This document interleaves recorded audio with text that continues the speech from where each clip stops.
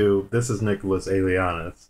This is a video response to Anetta Powell. I've been following her channel for quite a while now, and I think I found it.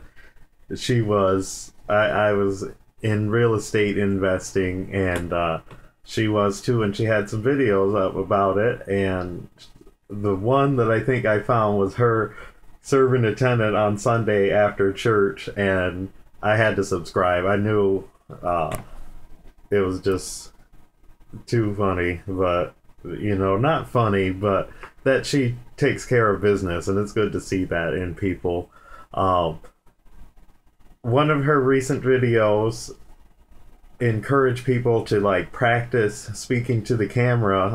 I got my Android phone here that I'm using, and it was the push that I needed to get on YouTube and start posting videos. Before, I would watch them and comment on them and try to be involved that way, but I have a lot of thoughts too, and a lot of experiences and a lot of knowledge that I can share. And I just wanted to thank you, Anetta, for giving me that push, and wish you the best and success. I will talk to you later. I'll see you at the next video.